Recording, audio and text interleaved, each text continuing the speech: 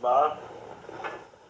Alright, I first met Ricky Driver when I moved to Houston, where my wife lived, and Ricky Driver was her cousin. I needed a place to stay, so I split the rent with Ricky and moved into a little rent house he had. I had dogs when I came there, and Ricky had dogs. But,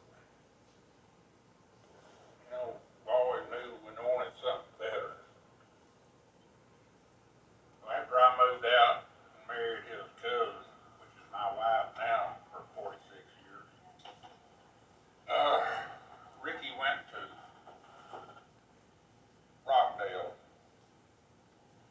and got a female from Mr. Sylvie. From what we can figure out, she was a quarter red bone, 3/4 black mouth, yellow tip. Well, Ricky kept her, and he bred her to Mr. Owen Granberry, one of Mr. Owen Granberry's dogs from Humboldt, Texas. And he kept a female out of that litter that he called Blondie.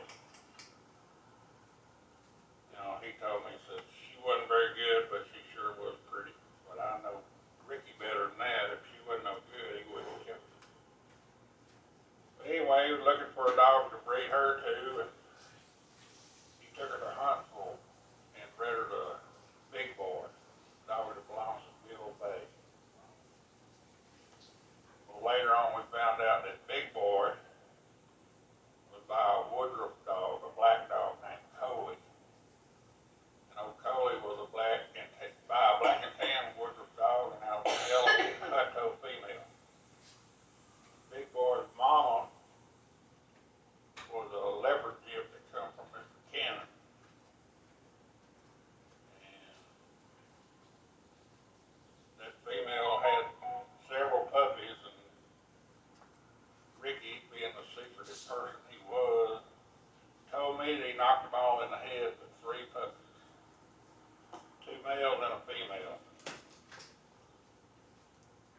And the only two that ever got bred were Leroy and Jenny, littermate, brother, sister.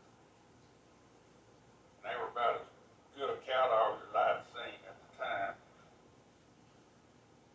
Well, my dad came up with a female off the Cofield Ranch that's bred by Mr. Jones. What year was that, Bob? 76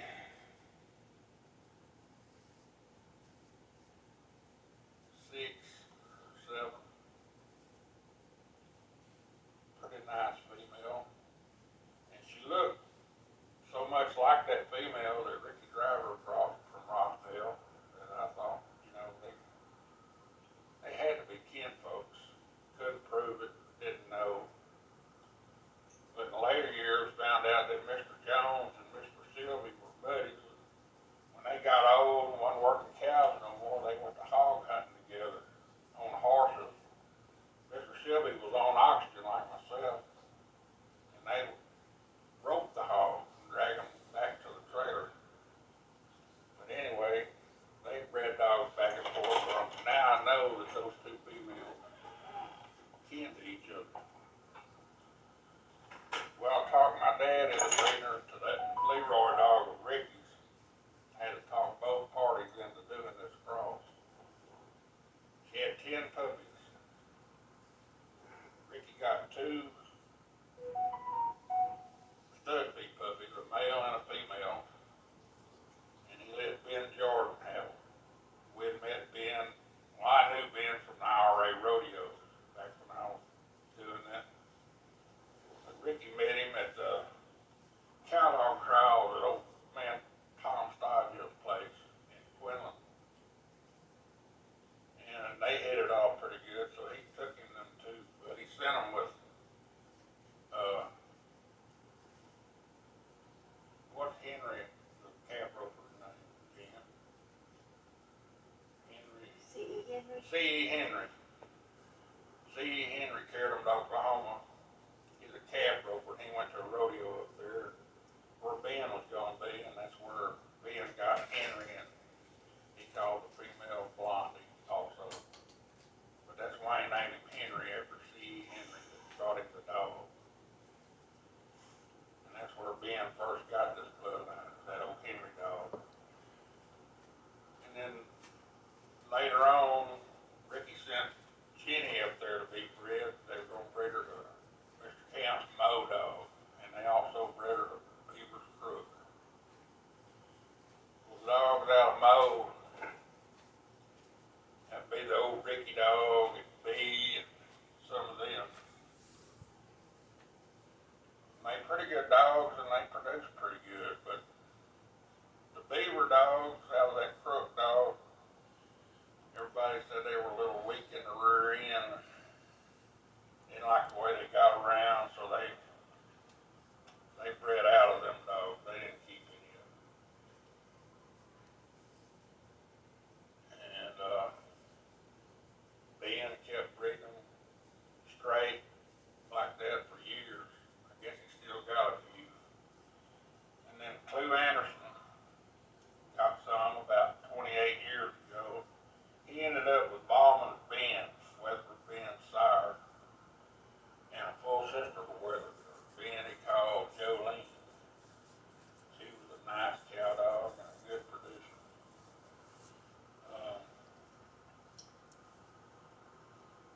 He bred Ballman's Ben to some of his females. Got along well with them. And I guess of all the people that had them dogs, I believe Cloe Anderson bred the best cow dogs of all of them. I love his cowboy dog. I bet he's about the best I've ever seen. He could just read a cow like a cutting horse could read a cow. He when to correct one, when to leave them alone, could train them without stirring them up. He just was a magician at that. And very good producer, but he died at a young age. Bulldog got off a chain. They tied up. That's how he lost the cowboy. And then I had a female out of some of my old stuff, and I got in a bind, some bad hips, and I culled all those dogs.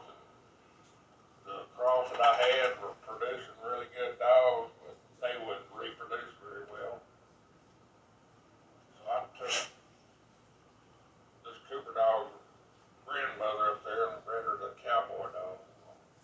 Everything she put on the ground out of that cross was really good. So I did it again, bred her again, and all those were really nice. So that's just, Cloe really got me out of the bind.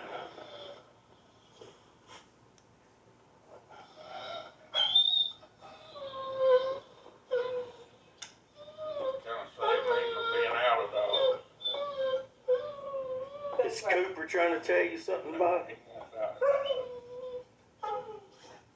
All right.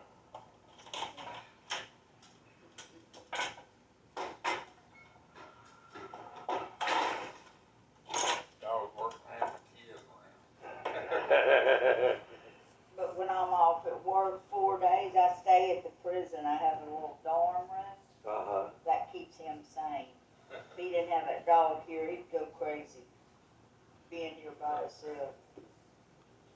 Anyway, that's kind of the story of this line of dogs in a nutshell. I mean, Lay down. Ricky Driver didn't know, that old hip really what she was. And bred her the Granbury dog and kept one puppy. I mean, it's just all accidents that work really, really well. You couldn't have planned it. Didn't work out that good. Ricky was a butthead. He'd breed dogs and knock them all in the head and keep one just to keep other people from getting them. Because he didn't want anybody else to have what he had. Oh, Ricky's Yeah, your my cousin. Yeah.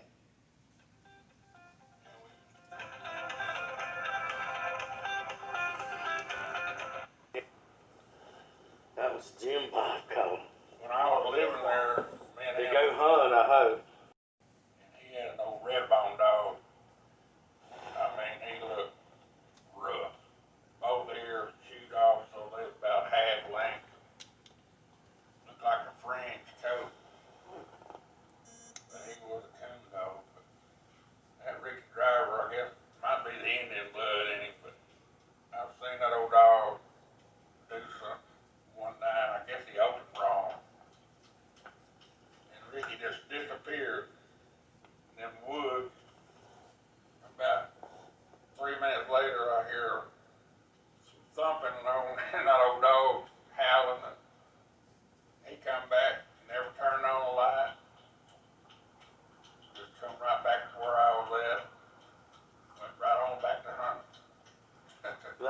What happened?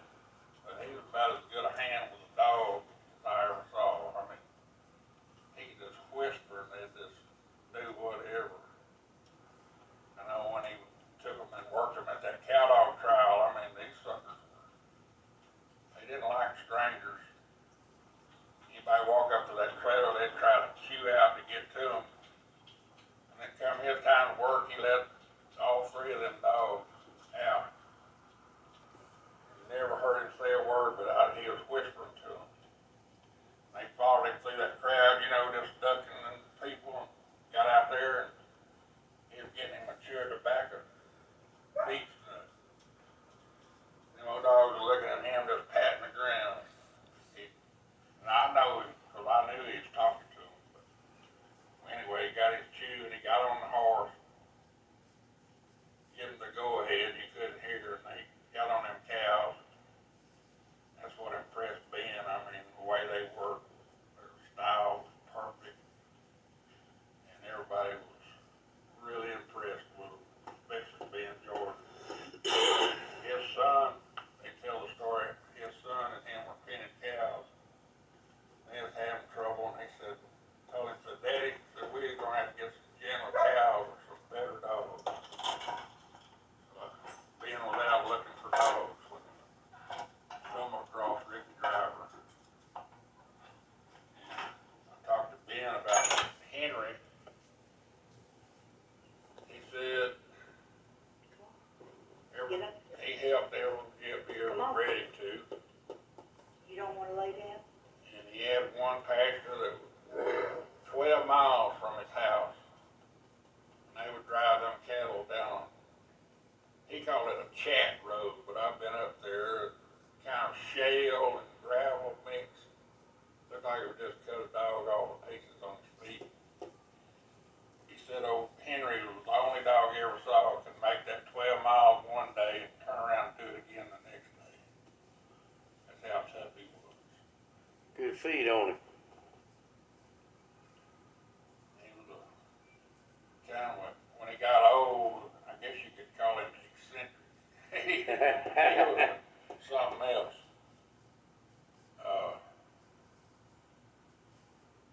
He was talking about him. He was working him with a young dog, and the young dog got to messing up and causing problems. So Henry would just go thrash him and put him in his place. Go back to working or driving cattle down the road, and they got close to the down mountainside where it was thick. Old Henry would move them over to the up mountainside so they wouldn't be breaking off in that brush. And he'd have to go get them. That's just the kind of dog he was.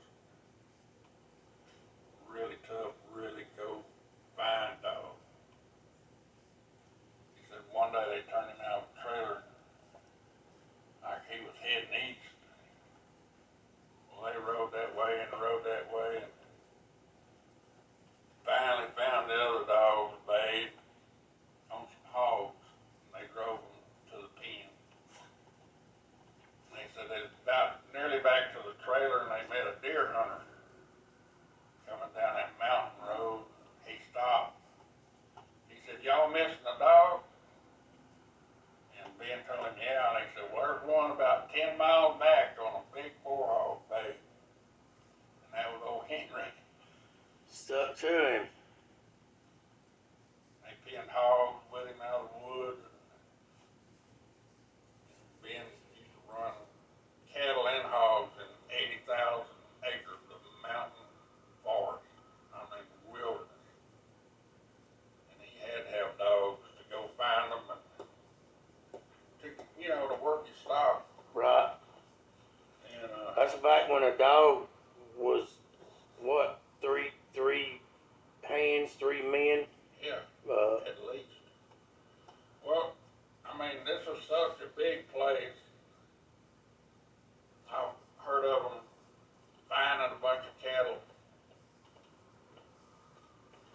and leaving the dogs bayed, leaving a couple of dogs on them bayed, and go on hunting, find another set, and run out of daylight before they could put